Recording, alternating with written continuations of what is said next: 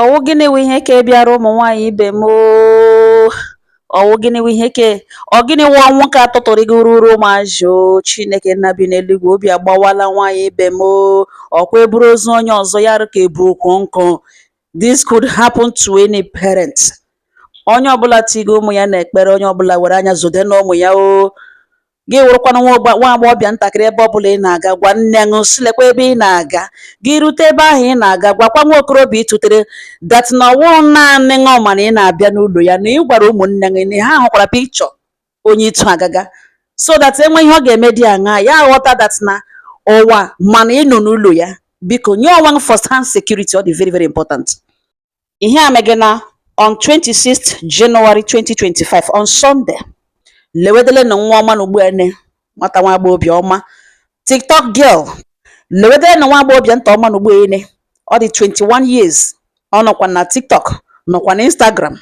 Aha ya wụ Kosisochukwu Rachel, a na-akpọkwa ya Ray. Ya na nwa okorobịa na ọnọhụ Gangala, aha ya wụ OG1 Savage. Onye kele nọkwa na Instagram, o nwere over 90,000 followers. Ọ na-eme show, ọrụ ya kwanụ ihe gbasara ịchọ mma. O nwere connection, the boy na-eji ego, na-etoro ego around, ya nwa okorobịa na-egosi that money na water. Kemgbe 1 month ka ya na Rachel matara onwe ha, ya na Kosisochukwu ha matara na social media, bido chat wa akpala for 1 month. Ha matara onwe ha na-akpakwanụ ke nwoke mekwenu ke nwa invite, okwe ha abịa severally ka ọ bịa na island ebe obi, okwe ha abịa. Ọ ya ka ya OG1 Savage bịaziri na ka enyi ya nwoke bi na mainland, bi na ebe a na-akpọ Iyanasacha. Ya ewe kpọọ ke nwaanyị na fonu na adị ama mana ya agbadatala na mainland, and na ya nọ na ka enyi ya nwoke na ọ ga-abịa nọ ka ha hụ. Ke nwaanyị asị oke na ya ga-abịa n'ihi na ihe mega echi Sunday, and ọrụ ka ọ chọrọ ịga chọọchị ma kọlụ nwata nwokorobịa ahụ nọ na-abịa. Ya asịzi mma ya na ya agaghị agali chọọchị ahụ. Ihe o mewere wude prayer request ya na akwụkwọ kpa mma ya n'aka, so ruo na ọ submit ere nọ na chọọchị na enwere onye ya chọrọ ịga hụ. Mma ya asị oke. Ya nwatakịrị akwadocha jikere kpọọ Uber taxi, were Uber gawa na ke ya nwokorobịa. O rutele nga aha na ụlọ buru ibu, ọ maghị otu o si aga. Ya ịlarịwa anya mgbe a na-emene ya nwatakịrị nwoke agbadata ala bịa bịa receive ya. Mgbe ọ batara, ya ha si ele ihe a ga-enye ya, so nwe ihe na-agụ ya na ha don't worry. Ha gwawe sị na ọlụtọ ọ ga-esi bịa n'ụlọ ha enwe ihe ọ chọrọ iri. Ya sị mba na ahụ dị ya. Ke nwoke bido mewe some ugwu ruru agwa gosiri that na ọ chọrọ ka ya na ya abụọ kpaa kwakịrịkwa. Ya nwatakịrị nwa ya agwa ya si ya mba na ya biko na ọwa ihe ya bịara na ya nwa na onwe ya nọ na serious relationship, and ya na enyi nwoke dị serious na ihe ha na-eme, n'ihi na ya dịrị enyi m nwoke nụtara ime 1 month. Ya nwata nwokorobịa so okay, no problem. Ọ ya ka a nọtọrọ kpawa nkata a na-akpa. Ya wụrụ na nwatakịrị ihe bugere nga ha na ikekwe ọ chọrọ ka ya nwokorobịa chenjere fon ya, ọ nye ya connection, ọ nye ya ọrụ, n'ihi na ya nwata nwoke nwere very big shop ebe a na-achọ mma, ebe a na-apịcha, ebe a na-apịkọ ihe ọbụla a ga-eme ihu arụ mma, ahụ arụ mma. Ya nwata nwokorobịa nwere very big shop. Ikekwe ọ chọrọ ka o wee ya na ọrụ, ọ na ihe buru ya ga n'ụlọ ya. O ruole nga aha na ke nwata nwoke ahụ na ihe ọ bịara awụ ihe na ya n'obi. Enwezie ihe mere na ya sị na ya ga-aṅụ mmiri. Mmiri nụtara ka ọ ṅụwakwara ṅụcha. Ya bịa hụta ahụ ya agbanwe. Ya bịa ghọta that na ote mmiri na ya ṅụrụ megide n'ahụ ya, like ya. Opportunity o nwetara, ya ewerezie fon ya test ara nwanne ya nwaanyị ka etoro ya, gwa ya ebe ọ nọ, nye ya adreesị ụlọ ebe ya nọ, gwa ya sị na ndị enye na mmiri ya ṅụọ, lekwa onye ya chọtara, lekwekwa na ya na enyi nwoke nọ, lekwe na ya nwokorobịa ya chọrọ bịa trayịrị ka ya na ya abụọ kwakọọ n'elu bed, mana ya jụrụ ajụ, lekwekwa na ihe a sara ya, na ihe niile ha nyere ya eri enwekwene ka ya eriri, na ọ naanị mmiri ha nyere ya ṅụọ. Ya ṅụcha mmiri ahụ chọpụta dat na ahụ awụzi ya ahụ, na ya biko were ọsọ were ije bịawa nga n'ugboelu. Nwanne ya nwaanyị nụntara emetụrụ enyi ya nwoke nụntara ka nụntara ya na ya nọ na serious relationship, ke wụkwanụ ka ya tọrọ ya ime, si ya bịa na enwere ebe enyi ya nwaanyị sọ na ọ bịakwa ka ha ga ha wụchasịa n'ụlọ ya nwokorobịa. Mgbe ha rutere di ya, ha ahụkwanụ nwanne ha nwaanyị, bịa chọpụtazie na efe nwanne ya nwaanyị yi nga ahụ eleghị ọwụ ha efe oyi pụwa mgbe ọ pụga n'ọkọtụ. Ha ele he ke nwe ya ukwu anọ ya n'odele, onwe otu mkpụrụ akwa oyi n'ukwu. Ọ gwụla naanị ororo ganụ blak anụnụ ha ekpekpe iri. Bịa hụ na ganụ nụntara efe nụntara ororo ganụ ntara oyi mmeghekwere mmiri, ọ dị wet. ha jụwa sị gịnị mere nwanne ha, gịnị mere, gịnị mere, gịnị mekwa, ele ebe nwe ukwu ya nọ. Ha gbagharịwa tụwa nwe ukwu ya na ha notisiri na ọ dị down, ha na-achọrọ inyere ya aka. Ha abụọ bubagazie na bathroom gagabido kwụwa ya mmiri sawa ya ahụ ka ele ma ọ ga-enweta onwe ya. Nwaanyị eburu nwanne ya nwaanyị ya na enyi ya nwoke nụtara, ha gawa ụlọọgwụ. Ruo na ụlọọgwụ ke mbụ ha gara, ha sị ha buru gawa another hospital. Ha ebulie ha ga another hospital. Mgbe ha erutela ebe a, ya wụla onye nwụrụ anwụ. Mgbe ka ihe mata echenjie okwu abịa dawa ike nne ya na ụmụnne ya onye ọbụla apụta na ha chọrọ justice. Ha ewerezie polisi ga-mee ya wụ OG1 Savage arrest. Ọ nọ na police detention now. Mana ọ dịka ihe si na-aga, ọ dịka OG nwere connection. Ha hụga that na o yuzuge connection ya ka ọzọ bata Ghana na gịnị, mana anya abatala na ya wụ okwu.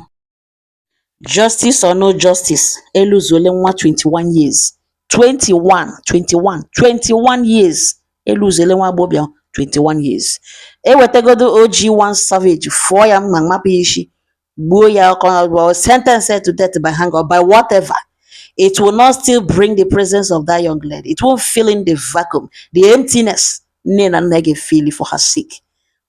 Ọ dịla ọnwụna enwe ihe nwere ike iwechite ya back.